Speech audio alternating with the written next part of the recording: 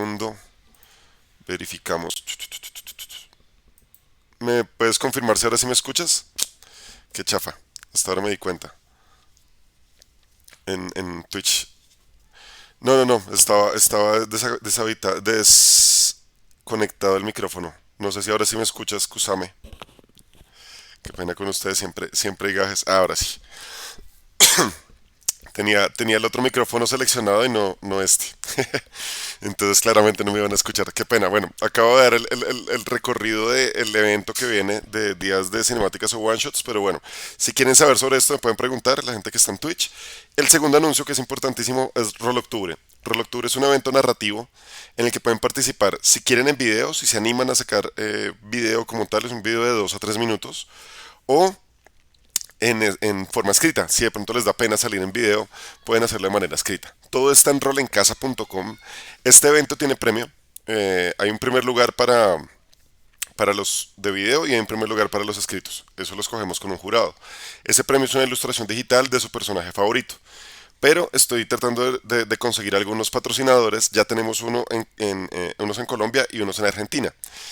De mi parte, como rol en casa, voy a entregar en Colombia, pues porque estoy acá y me queda más fácil la parte del envío. Voy a entregar un juego de dados hechos de rol en casa, es decir, el máximo número es este loguito de rol en casa, si lo han visto, que es el Uroboros con un dado de 20 en la mitad, y algunas camisetas de rol en casa. Además, una villana, que es la chica que hace estas camisetas que me gusta mucho para los que están viendo la transmisión en video, estas camisetas.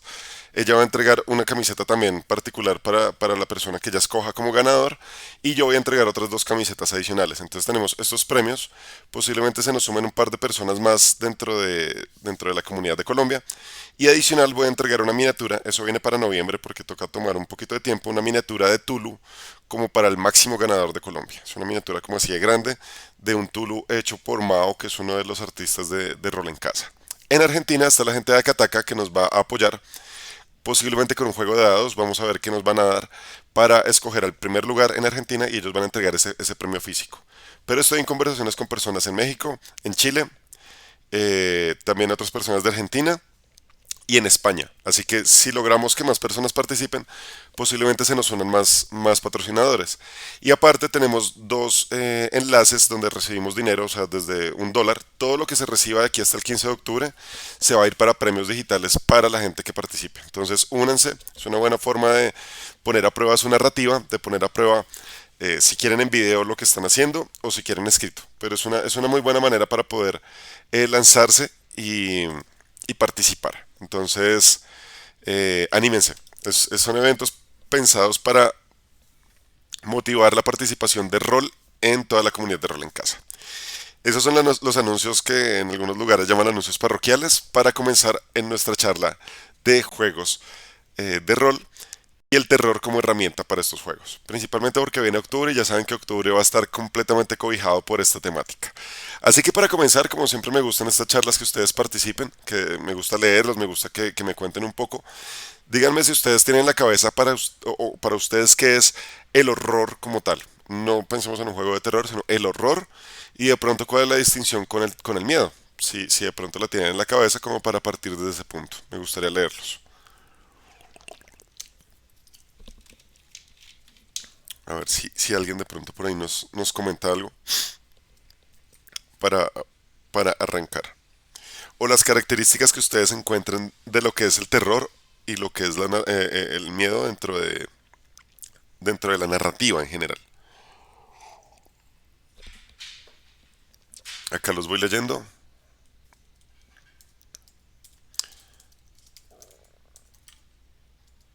Eh, yo parto siempre, cuando hablo de yo tengo varias charlitas de juegos de terror y este tema porque me gusta mucho y creo que me fluye cuando narro.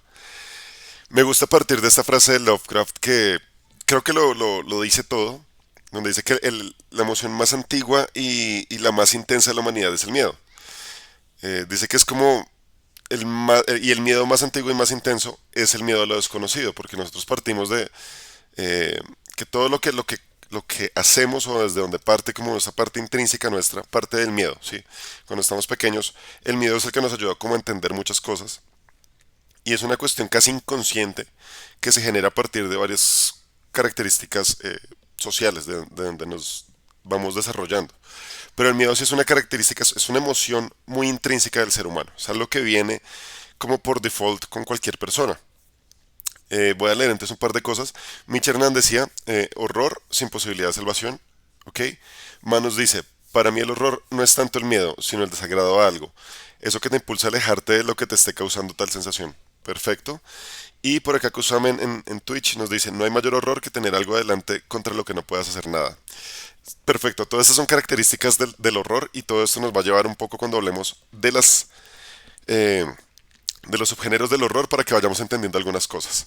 Te dejo, veo que me toca dirigir, luego te veo. Claro, saludo Kusame, acaba queda grabado y luego lo subiré a YouTube. Gracias por participar y por avisarme del audio que no me había fijado. Siempre hay algún error técnico. Que tengas una muy buena partida.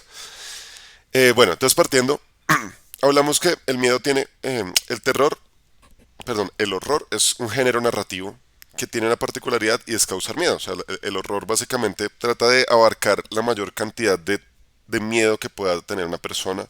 Trata de sobrecogerlo a partir del miedo en distintas dosis, ¿sí? Pero llevarlo como al límite. Esa es la cuestión del horror en general. El miedo realmente es una sensación, un sentimiento, perdón, como intrínseco del ser humano que nos advierte, ¿sí? Es algo que tiene como una señal de peligro, es algo que nos avisa de una amenaza, es algo que nos avisa de un conflicto, pero a la vez es una característica que nos permite adaptarnos. Eso hablando, digamos, desde la parte psicológica muy básica, como yo siempre digo, yo parto desde la narrativa, yo no soy psicólogo, entonces como que no me meto tanto en ese territorio, pero parto desde lo que es a nivel narrativo, desde lo que nos puede servir. Cuando hablamos de horror, el horror busca algo un poco más allá respecto al terror y al miedo, perdón. Y es generar incluso repulsión, generarnos incomodidad, sacarnos del lugar cómodo que podemos tener y en algunos casos incluso es escandalizarnos, o sea, es provocar una reacción mucho más fuerte, mucho más intensa de esto que llamamos miedo.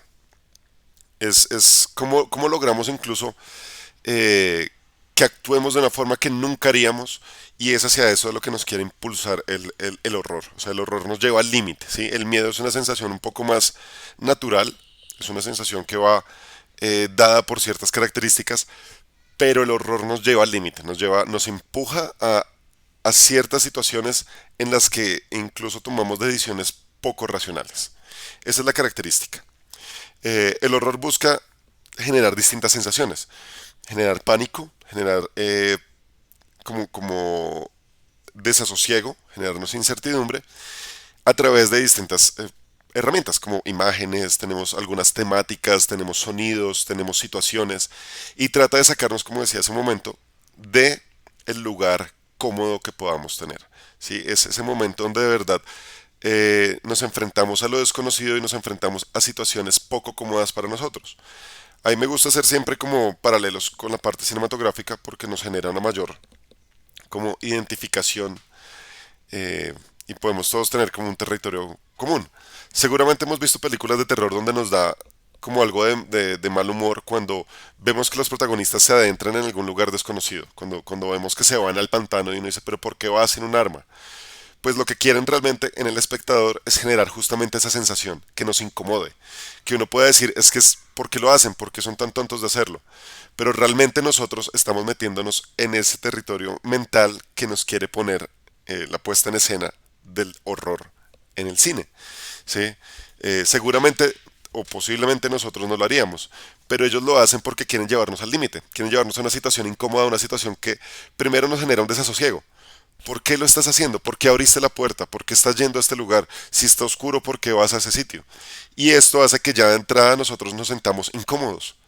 ¿Sí? Ya en ese punto nosotros decimos, yo no lo haría, yo no haría esto. La verdad, yo me saldría de ese lugar. Yo no cometería ese error. Pero ya te está poniendo en una situación completamente distinta. Si estamos cómodos, posiblemente no disfrutemos la sensación de terror que viene allí, que es una sensación de adrenalina, es una sensación de sentirse todo el tiempo como con el corazón un poco acelerado y de ir avanzando en el descubrimiento de esta parte desconocida.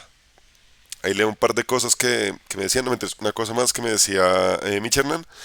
Terror, una sensación amenazante de miedo de la cual se puede escapar. El manual de Ray T. Oblivion te lo explican bien, pero no me acuerdo No hay rollo. Me gusta partir de lo que tenemos ahorita en la cabeza.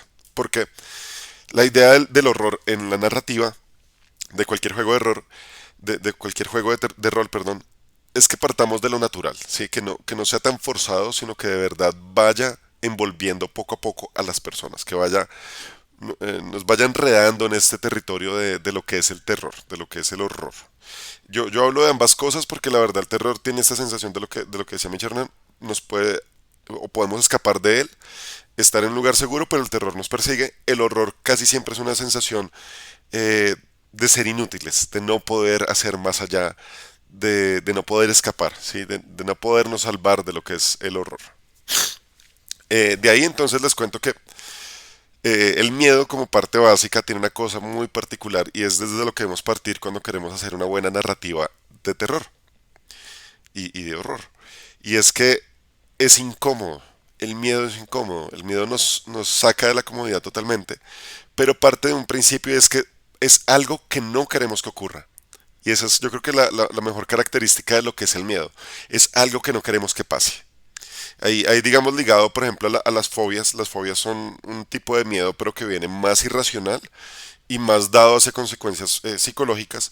Pero las fobias realmente son cosas que no queremos que pasen. Si yo tengo una fobia, por ejemplo, una claustrofobia, es porque no quiero estar en un lugar encerrado. O sea, como que intrínsecamente no quiero esa situación.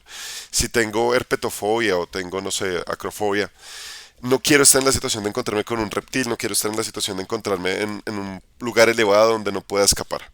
Entonces, esa sensación de lo que yo no quiero que ocurra es de la que podemos partir para empezar a meter en una narrativa a la gente y empezar a dar esta sensación. Y es que narrar terror, narrar horror es difícil. Yo siempre lo digo. ¿Por qué? Porque no todos tenemos el mismo mindset para podernos meter. Y acá en este momento pues me gusta hacer un paralelo. Una cosa es narrarlo, o sea, como narrador tal cual, pero otra cosa es narrarlo como jugador. Y yo siempre les diré, los jugadores tienen la mayor responsabilidad en un juego de terror, porque tienen que meterse en la agenda narrativa. Si te vas a meter en un juego de terror, en un juego de horror, en un juego de miedo, dependiendo la intensidad que quiere el narrador, métete en la característica de que no vas a entrar como un escéptico. Si entras como un escéptico vas a dañar la agenda narrativa. ¿Por qué? Es diferente cuando tú pones una película y dices, esta película no me va a dar miedo, y uno se va riendo y uno dice, yo lo vi venir, esos efectos están malísimos, la sangre se nota, ahí atrás se vio que se movió tal cosa, y uno lo hace como escéptico, y uno empieza a juzgar todo, y de verdad uno no se mete como en la cuestión de que me voy a asustar. Por ejemplo, la última de Halloween. Yo me la vi porque me parecía muy interesante que volvieran a la primera parte con los mismos actores y toda la cosa como para cerrar el ciclo. Pero pues la verdad no, en ningún momento me asusté, pero entré como con toda esta cuestión de ser un niño y me acordarme la primera vez que vi la primera parte y que de verdad me generó algo de susto. Y me metí como con esta sensación de inocencia. No me causó miedo realmente. Me gustó, me causó satisfacción ver cómo cerraban un ciclo, pero hasta ahí iba. Si yo entro con esta misma disposición a una mesa de rol, posiblemente vaya a causar que se salga la tensión. Y es una gran responsabilidad que tienen los jugadores. No entren como escépticos. Si lo van a hacer de verdad, están entrando como en un contravía con la narración. Si ustedes entran a juzgar a un narrador de terror porque es que a mí nada me asusta, estás metiéndote en el juego que no es. Porque la verdad, la idea del juego de miedo, terror, horror, es generar tensión y que los jugadores de verdad se unan a esto. ¿Sí? Entonces es difícil por eso mismo, porque partimos del mindset de cada jugador. Los jugadores deberían entrar con una dinámica de, ok, voy a entrar completamente inocente, quiero asustarme, entonces voy a explorar, voy a dar todo de mí, voy a meterme en el personaje como tal. Mi personaje no sabría esto, mi personaje no es escéptico, de hecho mi personaje es nervioso, entonces voy a tratar de meterme en esta dinámica y tratar de sobresaltarnos. Hay gente que de verdad es muy miedosa y a veces le cuesta meterse en un juego de terror. Eh, También es difícil mediarse con eso, porque en ese caso no podemos asustarlos al límite porque fácilmente se pueden salir de la narrativa también. Entonces por eso digo que no es tan fácil narrar este tipo de juegos. Y como narrador, mantener la atención de verdad es complicado. O sea, o por lo menos en lo personal, me causa mucho desgaste narrar este tipo de juegos porque trato de mantener el control en todo. Que cuando hayas comic relief, cuando haya un chiste que de pronto nos ayude a aliviar la tensión, no se vaya al otro extremo donde nos volvemos algo completamente absurdo y tampoco mantener tanto la tensión porque a mí me gusta hacer este símil, la tensión es como un cable que estás tensando. Si no lo tensas bien, queda desgonzado y pues no generaste esto que se quería lograr. Hagan de cuenta la cuerda de una guitarra. Cuando lo están afinando. Si lo dejan mal, pues va a sonar mal. Y si lo sobretensan, se puede romper. Entonces la tensión narrativa dentro de un juego de terror toca mantenerla todo el tiempo. Hay que llevarla con las mejores medidas. Y un mal chiste en un mal momento puede romper la tensión, sobrellevar y ya exagerar el momento de tensión donde la música está así como en su clímax y uno va llevando y llevando y llevando, también lo puede romper porque llega un punto donde no soportamos más. Entonces no es fácil. Ese paralelo quería hacérselos, pero sobre todo un llamado a la gente que ve este video cuando quede grabado, a los que están ahorita participando, que si están jugando de verdad, métanse en la dinámica de asustarse. Así sea en lo mínimo, pero nunca se metan con la cuestión de ser jueces de una mesa de terror, no se metan con la dinámica de ser completamente escépticos o incrédulos, porque pues de verdad van a dañar un poco la experiencia. Y lo he visto, se los digo más por cosas que me han pasado, tanto jugando como narrando, como escuchando otras partidas. Por ahí había una mesa donde me metí a escuchar un rato y había unas personas que de verdad eran no, pues yo no tengo miedo, no, sí, yo subo. Ah, sí, no, pues yo hago tal cosa. Y de verdad tomaban decisiones, era como diciendo, pues nada me va a asustar. Ah, sí, sale un demonio, ¡pah! Disparo. Y esto de verdad rompe completamente la tensión y para los otros jugadores que están metidos en la dinámica, pues como que de verdad se daña mucho la experiencia. Eso pues partiendo de ahí. Ahora sí, entonces metámonos por un momento en los subgéneros del horror para que vean que hay una gran cantidad de temas a los que ustedes pueden como impulsarse dentro de sus partidas. Porque la idea del horror es que no sea únicamente los juegos como tal dados como juegos de horror, tipo cult. No es exclusivo. Ustedes pueden meter esta dinámica, pueden meter en una partida, por ejemplo, de Dungeons and Dragons, pueden meter una sesión, un par de sesiones basados en terror o en horror, si quieren, ya dependiendo cómo está la historia, bajo algunas características. Pero todos los juegos pueden tener esto, dependiendo obviamente si ustedes quieren, si los jugadores quieren y si la dinámica va. Entonces les cuento un par de subgéneros que me parecieron interesantes de hablar, que son además que me gustan mucho cuando vienen en la parte cinematográfica o la parte literaria, eh, con unas características muy puntuales. El primero es el horror gótico, que seguramente todos hemos visto en algún momento, lo hemos escuchado. Es un género de época. Podemos estar hablando que es finalizando 1700, comenzando 1800. Generalmente plantea algo que tiene que ver con romance, con drama y tiene el miedo por detrás. Acá podemos ver muchas de estas novelas epistolares como Drácula de Bram Stoker o Frankenstein de Mary Shelley. Podemos ver que viene detrás toda esta sensación de lo que es el miedo, pero con una cuestión muy de época, muy de la situación social. Las historias de Edgar Allan Poe vienen también como con este tono de lo que es el terror gótico. Generalmente presentan la muerte como algo inevitable o como algo que trasciende para que sea esta parte desconocida en la que si nos morimos no sabemos qué va a pasar después y de repente vuelve a la vida algo que estaba muerto y genera toda esta dinámica de, de cruzar los límites y además juega mucho también con la religión, sí. Entonces tiene esta parte. Y el terror gótico generalmente usa mucho el suspenso como herramienta narrativa. No sé si de pronto recuerdan alguna mesa, algún juego de terror gótico. Esto es diferente a la fantasía oscura. La fantasía oscura va mucho más hacia la parte mitológica y hacia, ahí sí pongo el ejemplo de Dungeons and Dragons y podemos decir que Ravenloft es un juego de fantasía oscura. La fantasía oscura tiene magia, tiene criaturas, tiene toda esta parte del misticismo detrás de esto, o sea, como que trasciende un poco la barrera de lo cotidiano, de lo natural, para darnos estos ítems adicionales.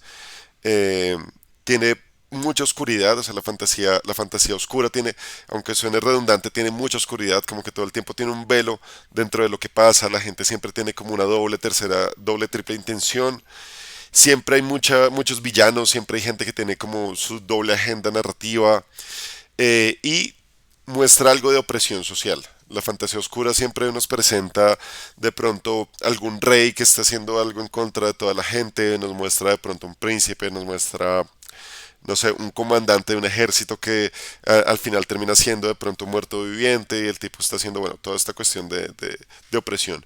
Hay un gran ejemplo con esto, si vieron, y me parece interesante hablar de la serie, Game of Thrones nos presenta algo de fantasía oscura, aunque tiene dragones y toda la cosa, o sea, si se dan cuenta, tiene muchos ítems de la fantasía tradicional, de la fantasía épica, tiene mucha oscuridad, tiene mucho subterfugio, tiene mucho drama social, nos presenta gente completamente terrible, gente que uno pensaba, incluso como por ejemplo Joffrey, que es un niño y que uno piensa de pronto, pues un niño no puede llegar a estos terrenos, muestra la crueldad del ser humano y bueno, nos va llevando hacia esa sensación y de nuevo recuerden que la idea del terror es cosas que no queremos que ocurran y toda la parte de lo desconocido. Entonces, tiene sus características puntuales. Después de esta de fantasía oscura, pueden ir escribiendo, los voy leyendo. Si quieren participar, si quieren preguntar algo, bienvenidísimo. Tenemos lo paranormal.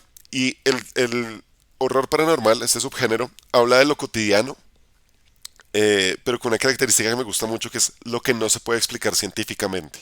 Porque ahorita vamos a hablar del sci-fi o del supernatural y vamos a ver cuál es la distinción entre esto.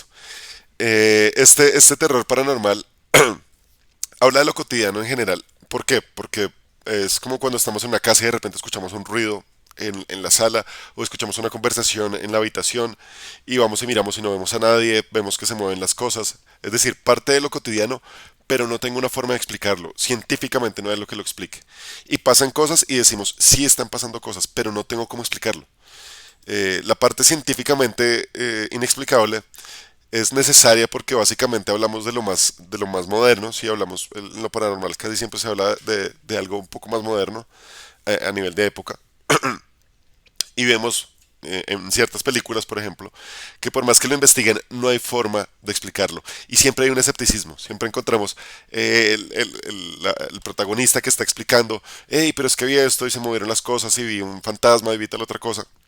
Y un escéptico que le dice no creo nada y posiblemente el escéptico muera por su escepticismo y nos va llevando hacia este territorio de lo desconocido. Eh, lo paranormal pues siempre nos presenta sobre todo situaciones de fantasmas más que nada, ¿sí? Como del otro mundo, de todo esto que está pasando un poco más allá del velo, de todo esto que no podemos explicar. Leería acá una cosa que puso Mitch Hernán, dijo, este libro es un ensayo para juegos de rol sobre diferentes juegos de terror, cómo usarlos en diferentes settings y otros consejos relacionados con el terror en sus facetas. Buenísimo. Se llama Nightmare of Mine, un libro de chévere, chévere, por si lo quieren leer. Esa portada se ve muy vampiro. Está buenísimo, por si alguien quiere, hay un libro que se llama así, Nightmares of Mine, perdón. Por si quiere buscarlo, buenísimo. La literatura sobre construcción narrativa de rol es increíble. Bueno, entonces, después de esto, eh, tenemos el terror posapocalíptico. Como les digo, subgéneros del horror para que se den cuenta cómo lo pueden tener allí. Santiago dice, me está encantando la charla, debo salir. ¿Dónde puedo verla luego? Va a quedar grabada en Instagram y en Twitch. Y en una o 2 semanas va a estar en YouTube, por si acaso. Por ahí lo estaré compartiendo para que lo puedas ver. Tenemos el terror posapocalíptico. El posapocalipsis nos muestra el fin del mundo. Nos lleva a ese otro territorio, de nuevo de lo desconocido, de qué pasaría si. ¿Qué pasa si hay una tercera guerra mundial? ¿Qué pasa si hay una guerra nuclear en la que todo pues se va al carajo y de repente nos encontramos en un territorio de supervivencia? Nos muestra criaturas extrañas, ahí sí mucho más extrañas, porque generalmente son mutantes, son criaturas mutadas, y en algunos casos nos presenta los humanos en su degradación después de la sociedad. Por ejemplo, los caníbales. Hay una película que me gusta mucho, bueno, el libro me gusta mucho más, que es El Camino, The Road, que es con Viggo Mortensen, con Aragorn, y es una historia de post-apocalipsis donde él va con su hijo. Bueno, por ahí creo que hay una también de Schwarzenegger, que no me acuerdo ahorita el nombre, creo que es Ana o algo así. Y es lo mismo, tiene que llevar a su hija, entonces tiene como una cuestión de la inocencia, de proteger a alguien y se encuentra con los humanos caníbales. y toda la degradación de la humanidad. Esto nos genera otro tipo de horror, de nuevo, otro tipo de sensación de lo desconocido, algo que queremos evitar. ¿Qué queremos evitar? Pues que nos coman los caníbales. Ya es terrible de por sí como pensamiento. Ahora, en un territorio post-apocalíptico, donde no tengo ninguna facilidad de la tecnología que conozco hoy en día, donde no tengo mis contactos, donde no tengo forma de escapar fácilmente, donde no hay ninguna ley establecida, pues nos presenta un territorio completamente desconocido y terrible.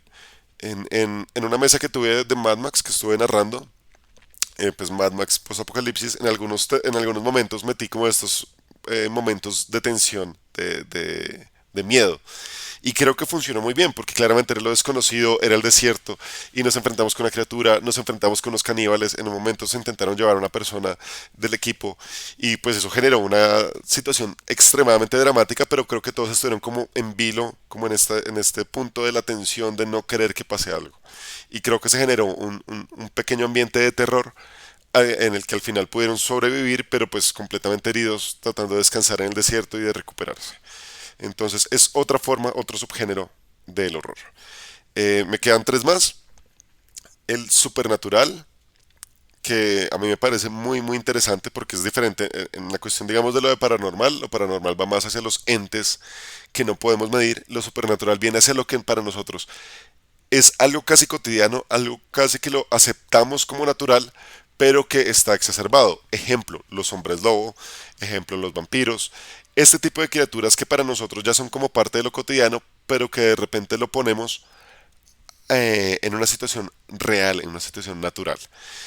¿Qué es lo que pasa? Que como ya se ha hecho tanto sobre esto, e incluso se han hecho cosas tan terribles respecto a la narrativa, a la literatura, y esto sí es un comentario completamente personal, pero tipo Twilight, que degradó completamente lo que es algo muy bien construido sobre hombres lobo y vampiros, me parece que es algo difícil de llevar hacia el terror, porque para la mayoría de personas ya se vuelve algo completamente escéptico. Si yo muestro un vampiro dentro de una historia, posiblemente van a decir, ah, sí, ya sé cómo es la cosa.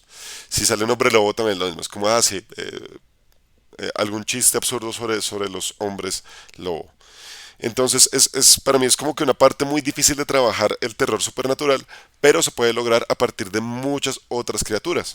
Recuerden que no son los únicos. Por ejemplo, si ustedes miran todo el folclore latinoamericano, tenemos un montón de criaturas, tipo chupacabras, los wendigos, y bueno, hay una gran cantidad. A mí me encanta la serie Supernatural por esto mismo, porque exploran todo tipo de criaturas. Llega un punto donde uno dice, ah, sí, otro hombre lobo, ah, sí, otro vampiro. Pero cuando muestran criaturas rarísimas, e incluso dioses que existen, que coexisten con los humanos, entramos en ese territorio. Y de nuevo vamos hacia lo que queremos evitar y de nuevo vamos hacia lo desconocido.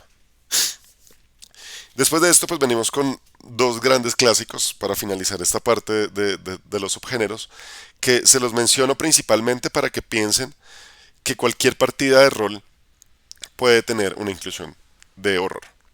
Y ya vamos hacia los puntos específicos sobre los cuales nos podemos apoyar para construirlo. Tenemos los slasher o los psicópatas asesinos seriales. Estos son los más clásicos, digamos, dentro de, no sé, 80 y 90, los 80 y los 90, en el cine. Tiene una característica muy puntual de la que se basa la mayoría de estos, es la sangre, pero principalmente lo que llamamos los jump scares, que son estos momentos donde está pasando algo, todo está en silencio, va moviendo la cámara haciendo un paneo y de repente sale alguien con un cuchillo y todos saltamos porque sube el volumen de la música, sale alguien intempestivamente y de repente estamos como, uy, ¿qué está pasando acá? Eso es el llamado jump scare y eso pasa mucho con los slasher y los psicópatas. Este género tiene esta característica que tiene mucha sangre, busca también la parte de la degradación y la perversidad humana. Casi siempre el villano dentro de estas historias es alguien que está trastornado psicológicamente con una pequeñísima inclusión de lo supernatural. Por ejemplo, Jason de Viernes 13. Este sujeto no muere, entonces le damos una característica adicional, pero generalmente es un slasher, es una persona con un cuchillo que está persiguiendo a unas personas, y entonces vemos toda la cuestión de la persecución y de este terror como que tratamos de eludir constantemente y de la nada aparece una y otra vez. O Michael Myers también, entonces vuelve y nos aparece una y otra vez. Estos slasher generalmente tiene una característica que me gusta mucho dentro del terror, y es el terror cómico. Porque como ya se vuelve tan cotidiano y ya estamos tan predispuestos, podemos narrarnos una partida donde tenemos pequeños jump scares, pero usamos más la comedia como parte de la narrativa. Entonces no está mal, funciona muy bien si queremos hacerlo y de verdad se presta para algo muy divertido. Recuerden que finalmente, como todos los juegos de rol, lo que buscamos es entretener y divertir. Así que si logran un gran susto, ya lo hicieron muy bien. Si logran unas grandes risas, a partir de eso también lo hicieron muy bien. Lo importante es que sean consecuentes con la historia que están contando y que desde el comienzo sepan qué es lo que quieren contar, ¿no? O sea, como que desde el comienzo ustedes puedan decir, quiero hacer una historia de este tipo. Y los últimos que toman parte del tema de septiembre y octubre en Rol en Casa son los Lovecraftianos o el terror cósmico. Esto tiene una cuestión muy particular y es lo que nos decía Lovecraft, y es que el universo es demasiado grande, por lo tanto es muy misterioso y nos debería dar miedo lo insignificantes que somos como humanos. ¿Por qué? Porque en este caso nos muestra criaturas completamente salidas de la concepción de nuestra mente. Incluso el mismo Lovecraft dice, o sea, como que no hay palabras para describirlos porque están mucho más allá de lo que nosotros tenemos como real, como natural. Y esto nos genera algo que es el miedo a lo desconocido.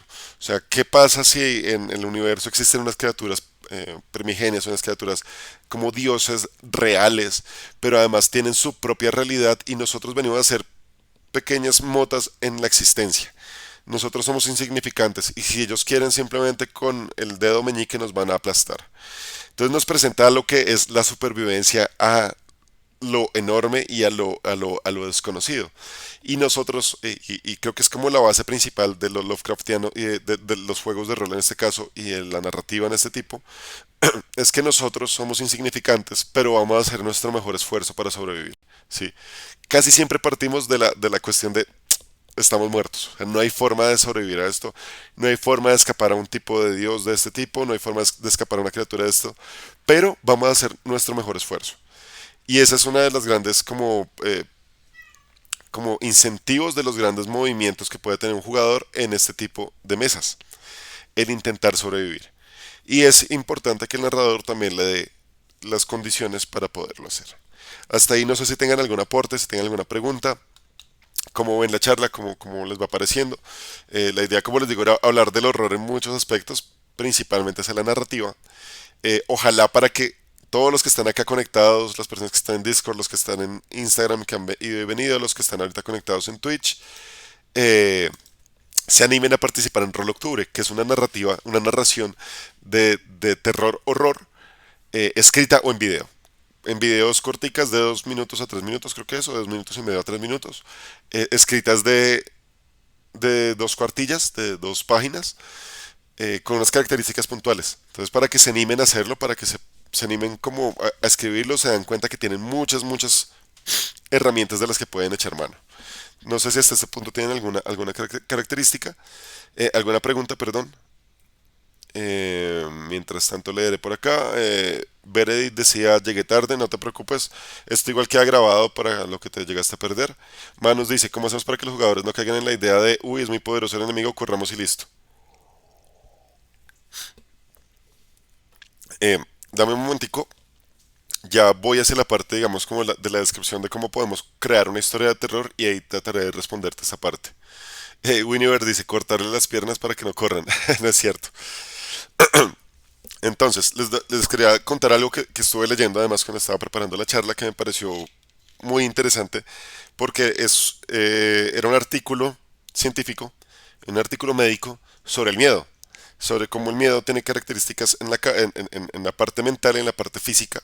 Y son unos ítems simplemente para que lo tengan en cuenta porque eso les va a ayudar mucho cuando estén narrando las consecuencias del miedo dentro de una partida. Entonces, una cosa que decía es que el miedo te hace dudar. Cuando estás en una situación de miedo, eh, la cuestión mental hace que algunos pensamientos se vuelvan borrosos. Por lo tanto, no siempre vas a ser completamente asertivo.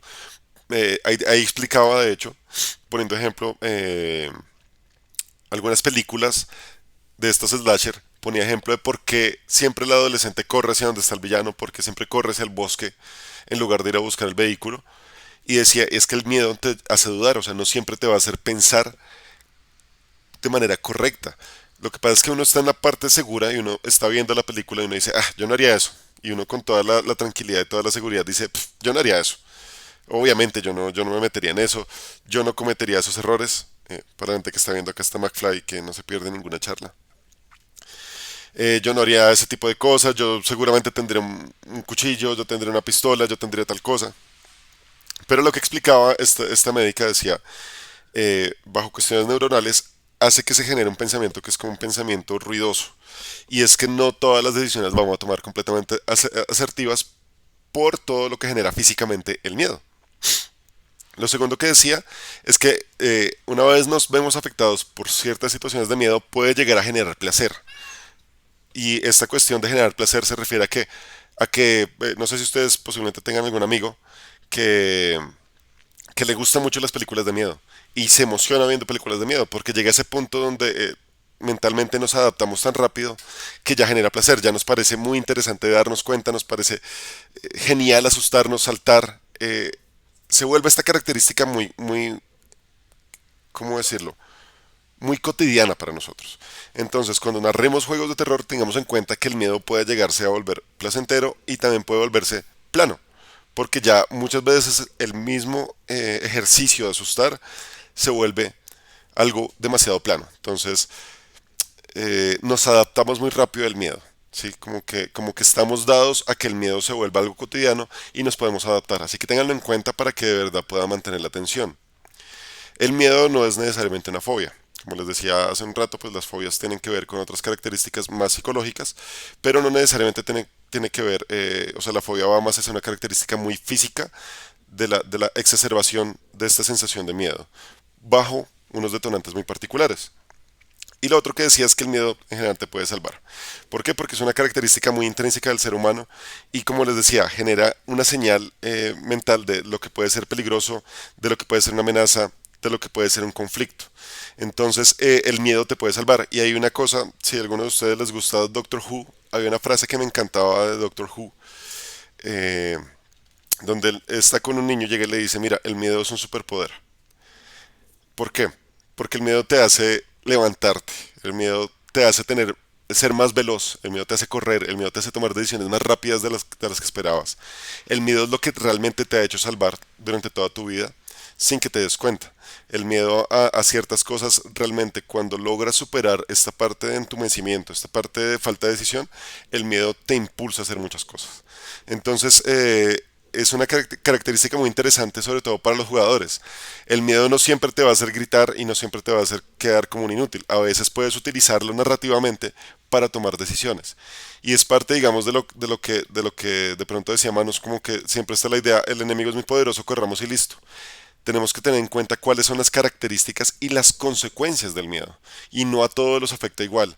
Hay algún personaje al que el miedo lo puede hacer paralizar y decir, no sé qué hacer, mientras que otro puede tomar decisiones completamente irracionales. Sí, le voy a disparar.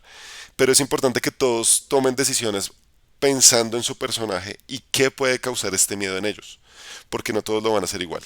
Y finalmente recuerden que el miedo tiene características físicas en tu cuerpo. ¿Sí? El miedo no siempre es mental. Entonces, ¿qué puede pasar? Puedo temblar.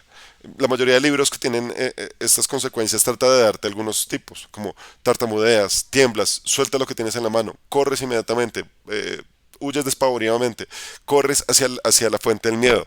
Pues trata de darte distintas características, pero como humano y como jugador ustedes deben pensar qué otras cosas pueden explorar dentro de este miedo, para que no todos tomen la misma decisión. Entonces, primera parte de la respuesta que te doy, Manos, cuando uno parte de esto, recuérdale a los jugadores que cada uno de ellos es un personaje distinto y como tal no todos van a tomar las mismas decisiones. Importantísimo, como les decía hace un rato, cuando se metan en la agenda narrativa de un juego de terror o de una partida que tiene terror o miedo o u horror, partan de no estamos jugando a ser los mejores, no estamos jugando a ser los primeros que sobrevivan, estamos jugando a divertirnos y a explorar lo desconocido. Cuando entiendes esto y te metes esto en la cabeza para un juego, te das cuenta que no siempre tienes que sobrevivir, que a veces te puedes exponer a una consecuencia física, que el demonio te puede arrancar un brazo, que el fantasma te puede poseer y tratar de atacar a tus amigos. Pero si partes de lo que es un juego tradicional, vas a intentar ganar. Y como intentar ganar, siempre tu opción es, no, huimos, explotamos todo y tomar decisiones extremadamente racionales que en los juegos de terror no son tan compatibles con la historia que viene allí. ¿Vale? Era algo que dejó Margot para poder pasar a, ahora sí, como la guía final de la narrativa para ir cerrando la charla. Gracias a todas las personas que se han conectado, gracias a la gente que está en Instagram, gracias a la gente que está en Twitch, a la gente que me está escuchando en Discord. Margot dice, ese terror donde no necesariamente hay criaturas o psicópatas, un médico que ha perdido varias víctimas en la sala quirúrgica, todas atentadas violentadas salvajemente. De pronto llega el malherido, el causante de tantas jóvenes muertas, en su mente, estando ahí solo con el asesino, tiene en sus manos el poder de dejarlo vivir o morir. Incluso en su cabeza pasa la idea de darle alguna sustancia que solo él sabría provocarle gran dolor y hacerle pagar. Y así su cabeza es su propio enemigo. Se me había pasado uno, gracias Margot por esto. Ese iba antes, es que después del posapocalipsis me faltaron dos, de hecho. Y ese es tal cual el que decía Margot. El terror psicológico. El terror psicológico particularmente a mí es el que más me gusta en los juegos de terror, en los juegos de rol. El terror psicológico busca los rincones más oscuros de la mente. Incluso la persona más equilibrada, incluso la persona eh, más bondadosa tiene pequeños lugares oscuros dentro de su mente, dentro de su psique que se puede ser, que se puede romper y que se puede corromper. El terror psicológico busca la sospecha, la desconfianza, la duda interna, que es algo de lo que hablaba ahí justamente Margot, la paranoia y busca todos los ítems de la condición humana, ¿sí? ¿Qué es esto que me vuelve a mi persona y cómo lo puedo ir corrompiendo y cómo lo puedo ir rompiendo? Acá el ejemplo con esto fue una partida que quise hacer hacia este terror psicológico de Cult en el mes de fantasía oriental. Yo dije, bueno, a mí me gustan las películas de terror en general, no soy así como el gran conocedor, pero me gustan. Y algo que me ha gustado mucho dentro del terror japonés es la forma en que ellos plantean el terror psicológico. Yo decía como que no siempre son gore, no siempre van hacia lo paranormal, sino que tienen unas características de manejar el terror psicológico que me gustaba. Entonces yo dije, bueno, ya que es fantasía oriental, hagamos un terror psicológico. Y me planteé esa historia. Y en esta historia los personajes se volvieron los villanos. Y en esta historia lo que hicimos fue como llevar, creo que todo el tiempo, esta tensión psicológica de irlos haciendo descubrir recuerdos que tenían represados, que ellos mismos construyeran la historia y fueran dándose cuenta que no eran tan buenos como estaban partiendo, porque todos partimos de mi personaje es bueno, mi personaje hace esto, mi personaje es un gran médico en el que hace tal, no, mi personaje es un investigador que hace esto, no, mi personaje es un artista que y de repente te das cuenta que tienen unos quiebres dentro de su personalidad, su mente no es tan estable como parecía, su vida no es tan estable como parecía. Y en esa historia que yo narré me gustó muchísimo porque nos fuimos yendo hacia la degradación lentamente de lo que eran ellos, de lo establecido, y se fue bajando y se fue bajando y se fue bajando y se fue corrompiendo. El terror psicológico nos plantea eso y es bien interesante de trabajar dentro de una historia de rol. Y el último que no les alcancé a hablar, que se me pasó, fue el... ¿Dónde lo dejé? Acá. El sci-fi. El terror sci-fi, el horror sci-fi, plantea una cosa muy interesante que es, primero, los límites científicos de lo conocido. Tiene una premisa que me gusta mucho que es todo lo que pueda salir mal, sale mal en un terror sci-fi. Por ejemplo, Alien. Las películas de Alien son terror sci-fi, terror espacial, pero es un terror sci-fi en el que exploramos también lo desconocido, vamos a tratar de romper los límites de la ciencia y allí nos encontramos con cosas muy particulares. Hay una película, se me fue en este momento el nombre, hay una película de terror sci-fi que me encanta, que yo creo que es una de las mejores que han hecho porque además explora incluso como pequeños dejos de lo que es el terror cósmico.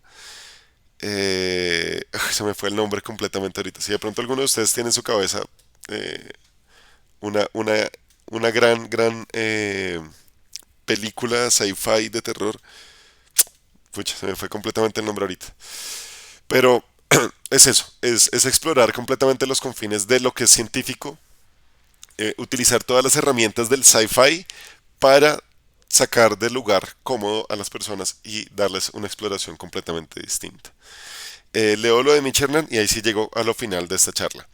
Mitch Hernan dice, la perspectiva del terror desde el mundo de tinieblas de protagonizar al monstruo da una nueva vista de terror.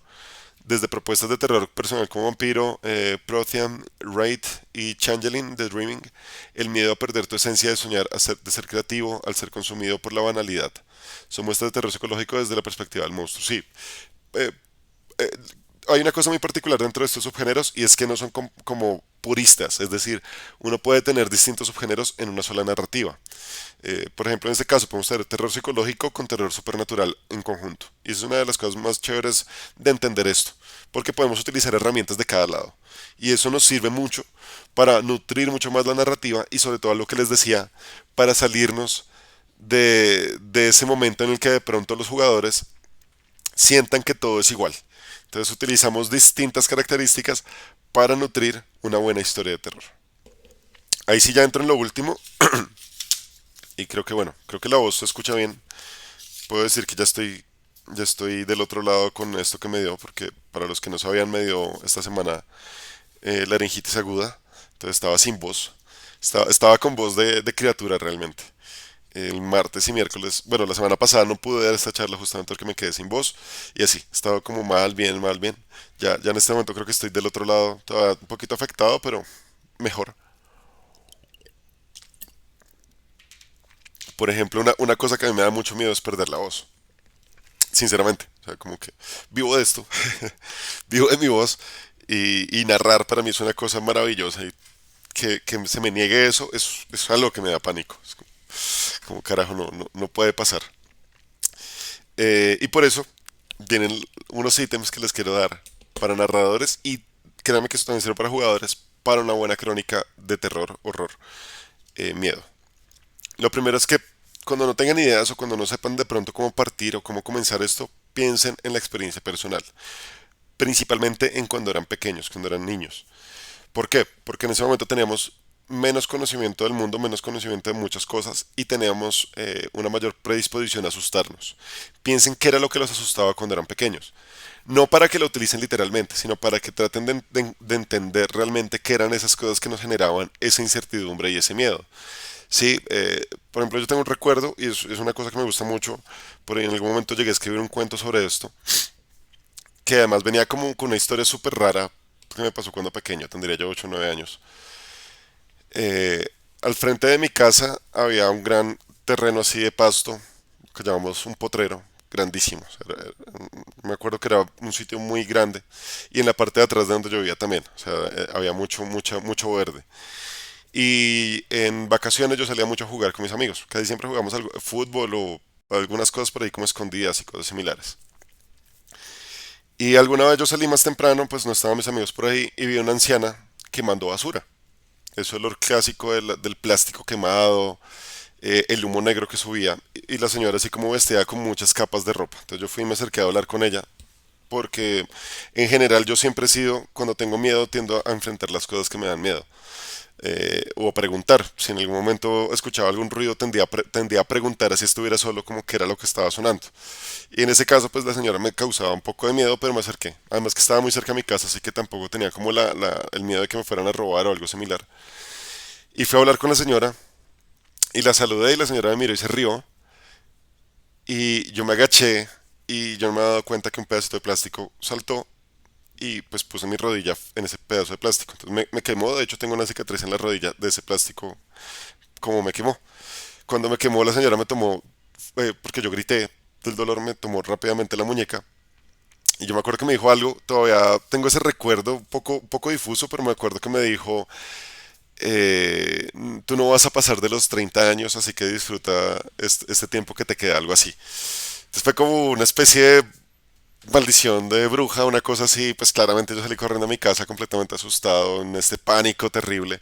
Y es una cosa que tengo en la cabeza que yo he utilizado en algunas mesas de rol. ¿Por qué? Porque pues como niño imagínense que a uno le pase algo así, que alguien completamente desconocido te diga algo así.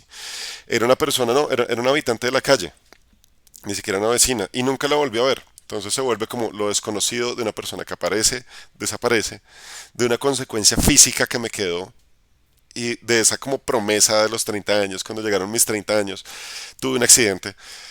Me caí de un segundo piso, me hice una gran herida en el brazo, pero fue como un golpe, un hematoma, un morado que iba desde mi hombro hasta mi codo, que me duró como una semana, pero no pasó nada, o sea, no me rompí hueso, no me pasó mayor cosa.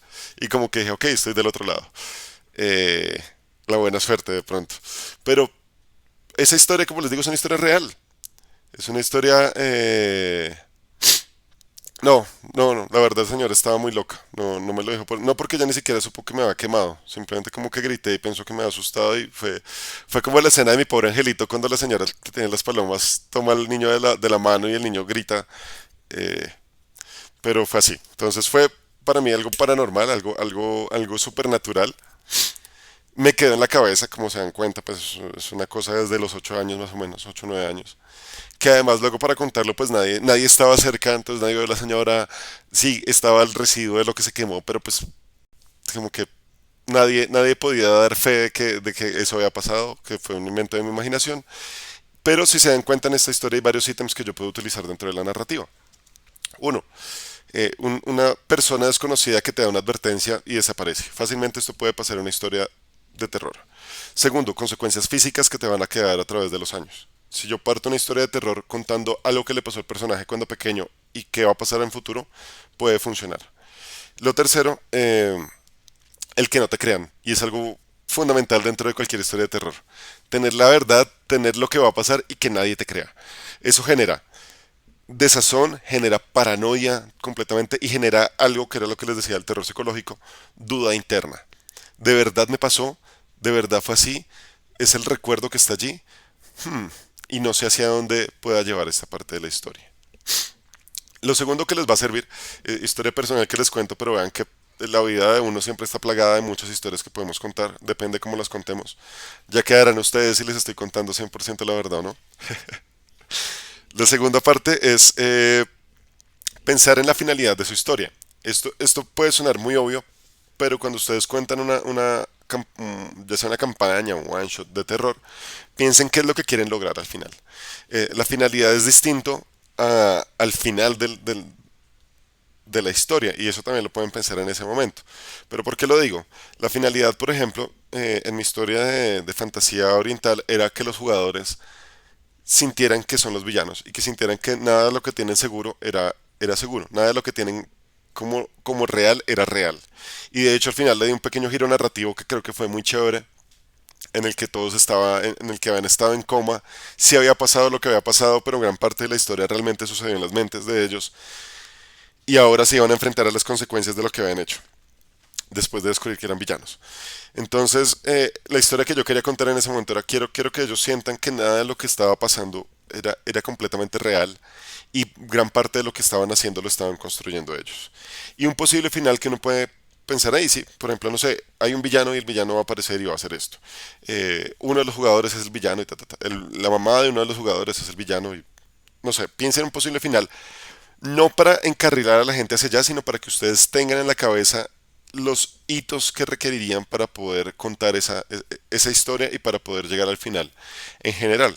Esto les va a ayudar como a abarcar muchas cosas dentro de la construcción narrativa y sobre todo cómo mantener el suspenso para llegar hasta allá, cómo mantener la tensión dramática para llegar hasta allá. Otra cosa que pueden tener en cuenta son los ganchos narrativos, que ojalá los lancen desde el comienzo. ¿Por qué? Porque les decía, la atención es difícil y además estamos compitiendo en este momento con múltiples como bombardeos sensoriales. Posiblemente cuando están jugando, así todos estén intentando mantener toda la atención en una partida de terror, estamos expuestos a que recibimos una notificación en el celular, estamos expuestos a una llamada, estamos expuestos a que posiblemente estoy leyendo algo más. Puede pasar, sí. Entonces, desde el comienzo tienes que enganchar narrativamente a los jugadores para que de verdad quieran irse a esta historia. Y esto implica botarles desde el comienzo algún gancho, alguna semilla narrativa para que quieran perseguirla. No necesariamente, como les digo, es encarrilar, pero es ir dando esta sensación de desasosiego de que algo está pasando. ¿Sí? Partimos en la historia en que ustedes se encontraron y recibieron un mensaje de un buen amigo de ustedes que hace 5 años no ven. ¿Qué quieren hacer? Ok, yo quiero hacer esto, yo quiero mirar, quiero intentar comunicarme con él. te das cuenta que el teléfono está desactivado. Parece que esa línea murió hace mucho tiempo, pero el mensaje está allí.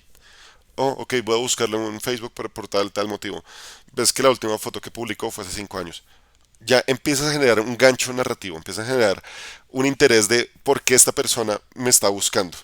Si los personajes en algún momento quieren dejarlo de lado, no está mal si ustedes son buenos improvisando, pero es algo que va a quedar allí como ruido, ¿sí? Pueden irse a otro lado, pero de repente alguno de ellos está en un restaurante y se da cuenta que en la parte de atrás, donde está la ventana, pasa esta persona caminando. Y lo ven, pero ustedes están muy lejos para ir a alcanzarlo. Y dicen, es él, sí, es él, el que me mandó el mensaje está allá afuera y no lo encuentran. Y van generando, de nuevo, como les digo, desasosiego, sacando a los jugadores de su zona de confort. Puede que no pase nada con esto, como les digo, pero estos ganchos narrativos ayudan mucho a generar tensión. ¿Será que hay una historia detrás de esto? Y recuerden que los jugadores van a intentar perseguir este tipo de historias. Y como jugadores, siempre la recomendación es traten de pensar en sus personajes, ¿qué harían? De verdad buscarían esta información y no lo piensen ustedes como cualquier otro personaje de, ah, no, seguramente esta historia va para tal lado, entonces no voy a ir allá porque seguramente hay una criatura, entonces no lo voy a hacer. Ven, pues si tu personaje es un investigador, pues va a investigar. Sí, investiga, haz lo que tu personaje haría. No lo pienses como, ah, no voy a ir allá porque seguramente hay una criatura y me va a matar. Viejo, pues tu personaje es un investigador de lo paranormal. Haz que vaya y haz que se exponga. Y recuerden que los juegos de terror y de horror buscan exponernos a lo desconocido siempre. Así que no la jueguen a la segura. En recomendación para los jugadores, jueguen más bien a lo experimental y a ver qué pasa, a ver qué está sucediendo por allá y a ver cómo nos afecta. Eh, Luego de esto, recuerden los giros narrativos, los giros dramáticos y utilicen mucho los personajes de jugadores como ayuda para estos giros dramáticos. Por ejemplo, esto que les estoy diciendo. Resulta que no hay una historia grandísima detrás de esta persona que estaba allí.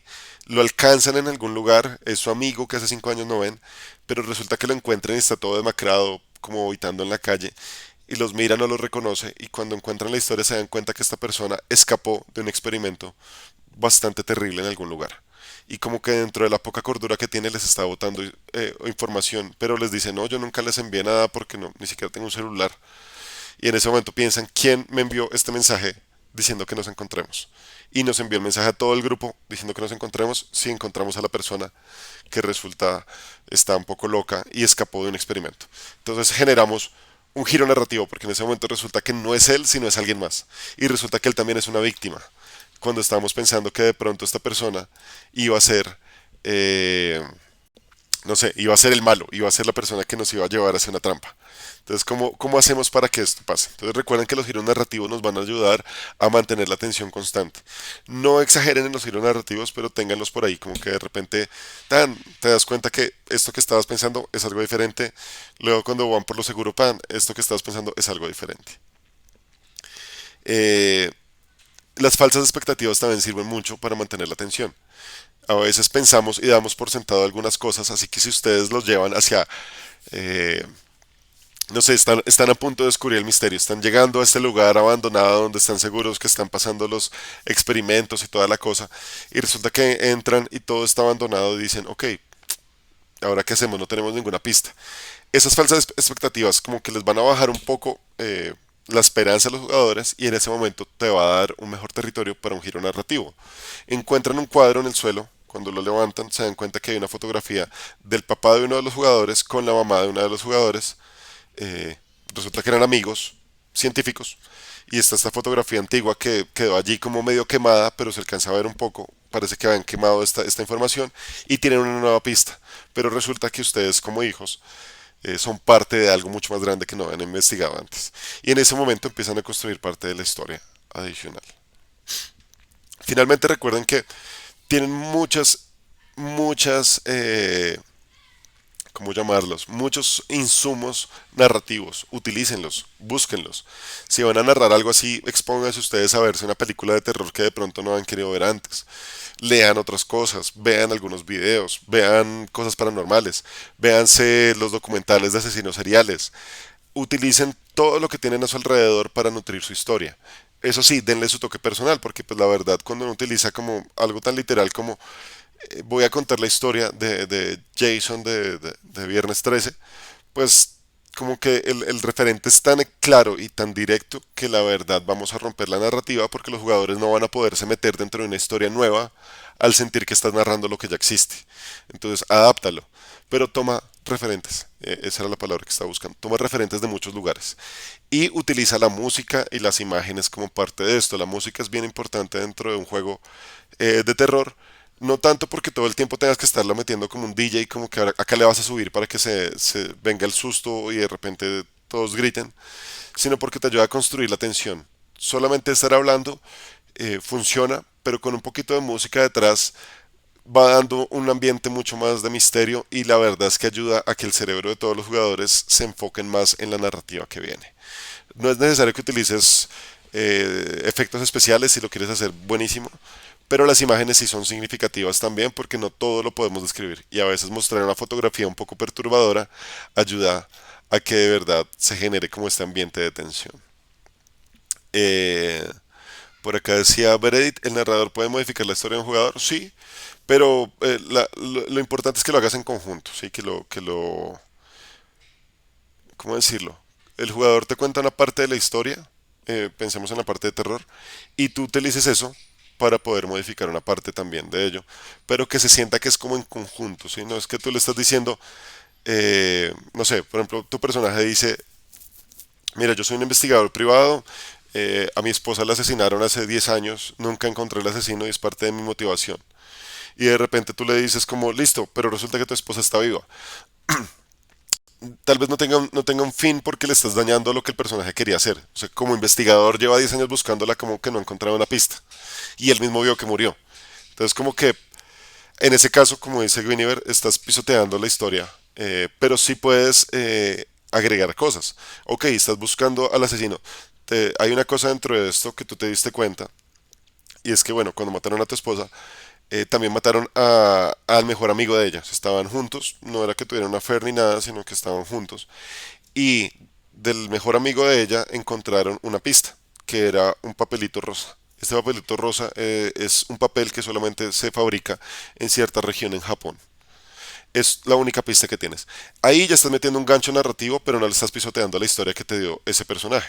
Sí, como que si tú le trastocas completamente como esa motivación que tiene, esa motivación dramática, a veces sí puede afectar. Ahora, si el personaje te dice, mi esposa desapareció, nunca la pude encontrar, yo creo que está muerta, pero aún no perdió la esperanza de por lo menos encontrar su cuerpo, ahí ya tú dices, ¿sabes qué? Está buenísimo porque recibes una llamada, escuchas la voz de tu esposa que te está diciendo, hola Allen, te he estado buscando y cuelga. Y no la vuelves a escuchar. Generas tensión, generas dramatismo. El personaje va a intentar buscar de dónde llamaron, pero no le estás rompiendo la historia que te acabo de contar.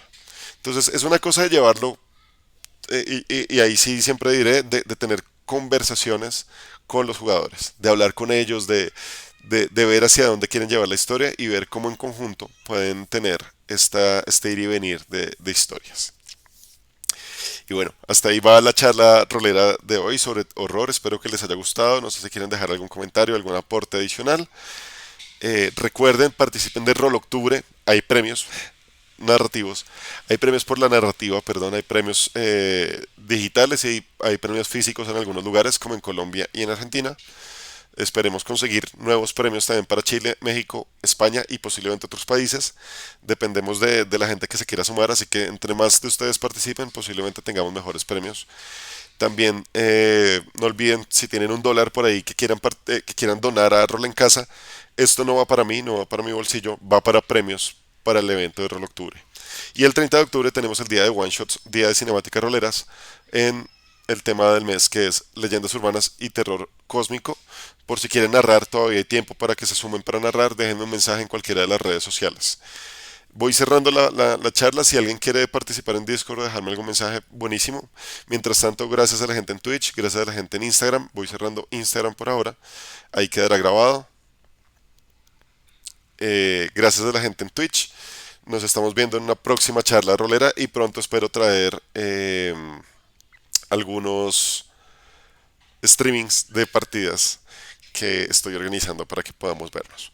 Hasta una próxima oportunidad.